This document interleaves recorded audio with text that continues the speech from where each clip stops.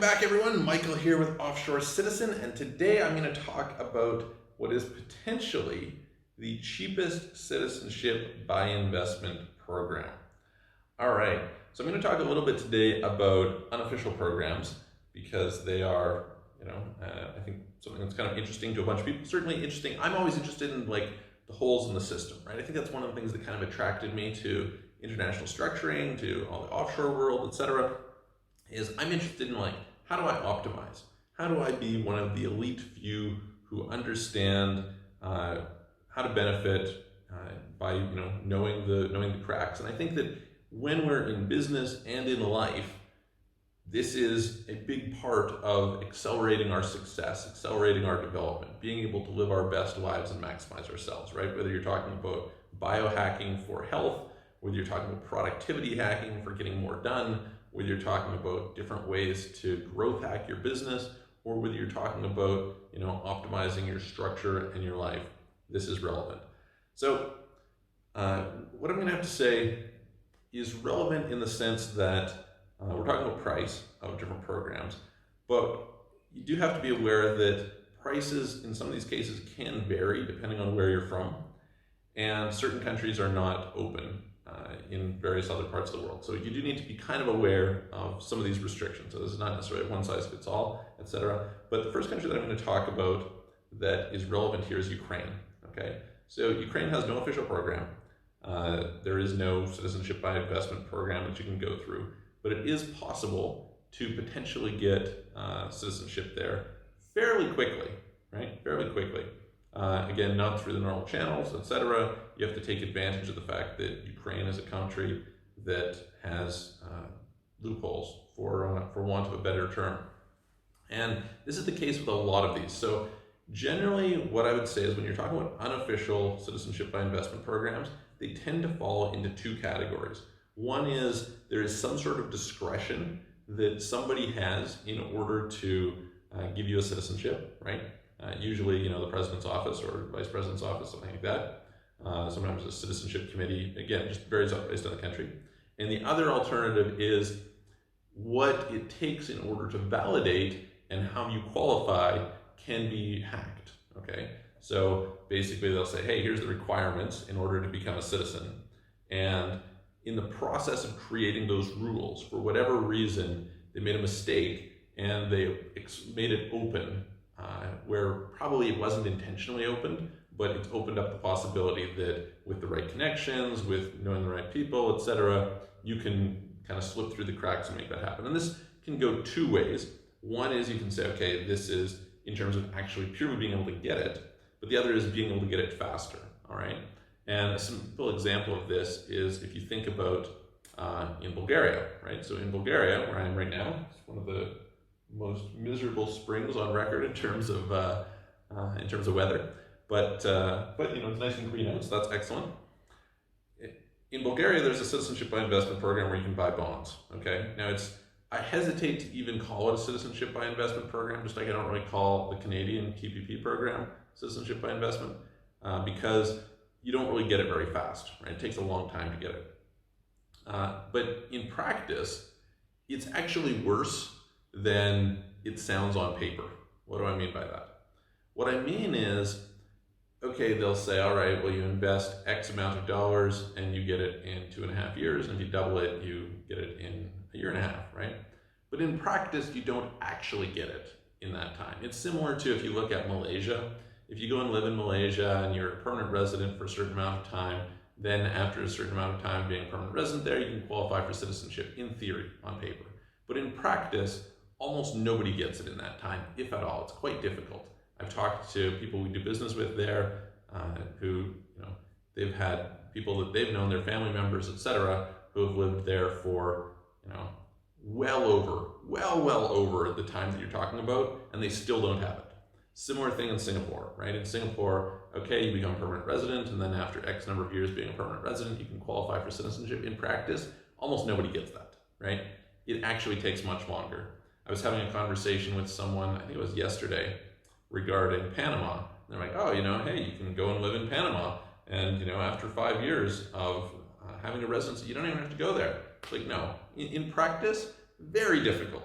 very, very difficult. Okay, so what does that come down to? Well, it comes down to the idea that maybe you can qualify under the rules, okay, but maybe it's going to take you a long time.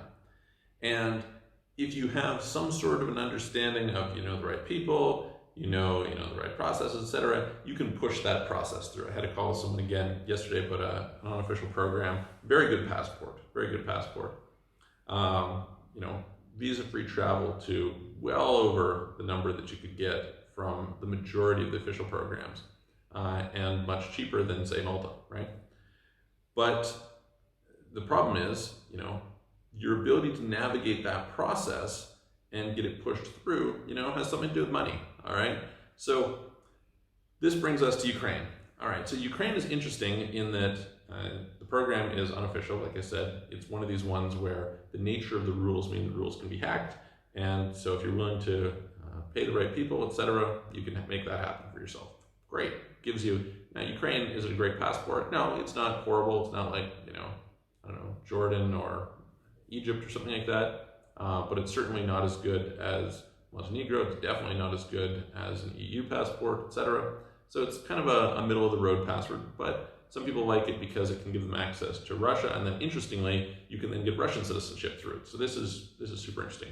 But most importantly, it's the only accessible citizenship that I know of that all in you can pay less than 100,000 euros. Now, not saying you necessarily will, because it depends where you're from, but you can pay less than 100,000 euros for that citizenship. So for a bunch of people, that's very worthwhile, right? It gives them visa-free access to a reasonable number of countries, and it's a nice backup, etc. So something to consider.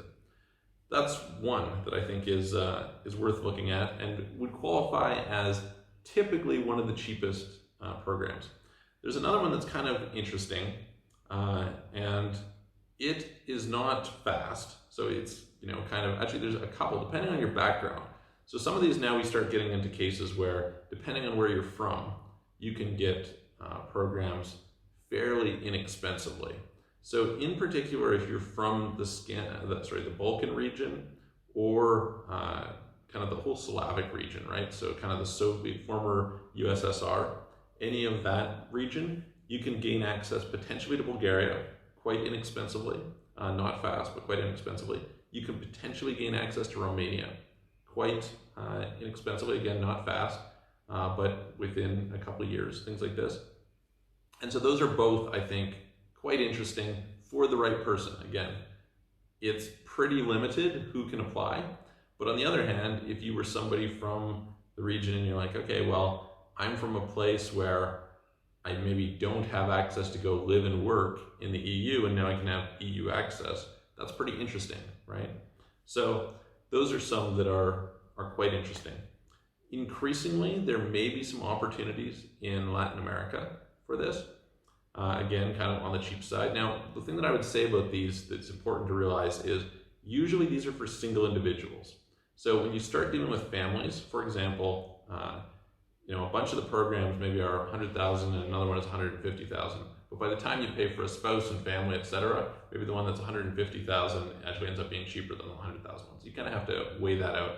It depends on what your particular needs are. So anyway, all of this to say, there's some options out there, and the options in some respects are looking pretty good right now. So I'm definitely an advocate for people that if this is something that you're interested in, now is a good time to be taking advantage of it. I can't say that it won't get much worse. I can't say it won't get much better. I think there's probably going to be quite a bit of global disruption over the next 5 years. We're probably going to see a bunch of things change. And there's a whole bunch of reasons for this in terms of the global trends, around tax, around immigration, around countries needing money, around countries, people trying to move and countries not wanting people to come in, etc. Like that whole environment, I think is going to shake things up quite a lot. And so if you have an opportunity to now, I really recommend you take advantage of it. If you're interested, you can contact us. We're happy to discuss what your options are with you. And yeah, I'm gonna look forward to seeing you guys on the next video. And if you like this video, please subscribe, check out our other videos, like this video, share it with your friends, comment if there's something that you know about that I don't know. I'd love to hear about it. I'm always interested in what are the little loopholes out there that can be taken advantage of, what are some cool little nuances, and yeah, basically be able to go from there. So reach out to us. You can visit www.offshorecitizen.net, offshorecapitalist.com, book a call on www.clarity.fm/Michael Rosmer, or you can do it off links off of either of those websites. And I'm going to see you guys on the next video.